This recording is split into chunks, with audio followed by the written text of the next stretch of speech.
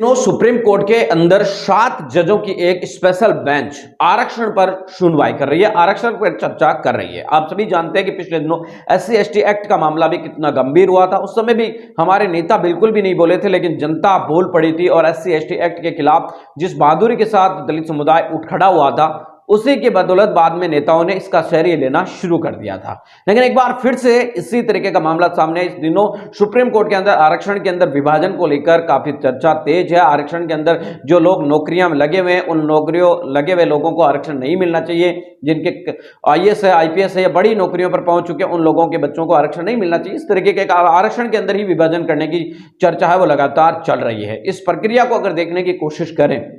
तो अभी तक इस स्पेशल बेंच के ऊपर सोशल मीडिया पर कई लोग लिख रहे हैं, मीडिया में काफी चर्चा है, लेकिन उसके बावजूद भी दलितों की राजनीति या दलितों की बात करने वाले नेताओं की सोशल मीडिया पर अभी तक कोई लफ्ज है वो नहीं देखने को। जब तक मैं ये वीडियो शूट कर रहा हूं, आज 8 फरवरी होने जा रही है और 8 फरवरी के अब तक जब मैंने ये वीडियो शूट किया तब तक दलित समुदाय से की बात करने वाले या दलितों के हक अधिकारों की लड़ाई लड़ने वाले कई सारे नेता, जिसमें बीएसपी सुप्रीमो मायावती जी भी है, वामन मेश्राम भी है, चंद्रशेखर आजाद भी है, प्रकाश अंबेडकर भी है और भी बहुत सारे नेता है। उन तमाम नेताओं की मैंने प्रोफाइल है वो चेक की है, लेकिन किसी ने भी इस मामले के अंदर खुलकर बात नहीं रखी है। हालांकि प्रकाश अंबेडकर ने एक प्रेस कॉन्फ्रेंस के अंदर कुछ बातें कही जरूर थी, लेकिन आपको बता दें कि स्पष्ट उनका भी अभी तक सामने नहीं आया है। कुल मिलाकर अगर हम देखने की कोशिश करें तो बीएसपी अध्यक्ष मायावती जी ने अभी तक कोई प्रतिक्रिया नहीं दी है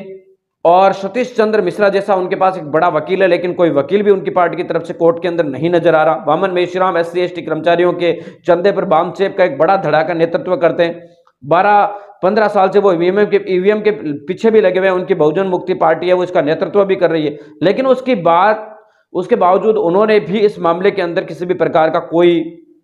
चर्चा वो नहीं दिया है। इसके अलावा चंद्रशेखर आजाद एक नए नेतृत्व का दावा करते हैं और वो हर मुद्दे पर बोलने की बात भी करते हैं, लेकिन उसके बावजूद उन्होंने भी इस मामले के अंदर अभी तक किसी भी प्रकार का कोई टिप्पणी दी है। प्रकाश अंबेडकर बाबा साहब अंबेडकर के वंशज आते हैं, प्रपोत्र है, वो आपको बता दें कि इंडिया गठबंधन में शामिल होने के लिए कई बातें करते हैं, लेकिन उसके बावजूद भी आपको बता दें कि इस मामले में अभी तक उन्होंने खुलकर है वो नहीं बोला। हालांकि उन्होंने एक प्रेस कॉन्फ्रेंस के अंदर इस बारे में बात रखी है। इसके अलावा भी दलित समुदाय की बात करने वाले कई सारे संगठन है, भीम सेना है,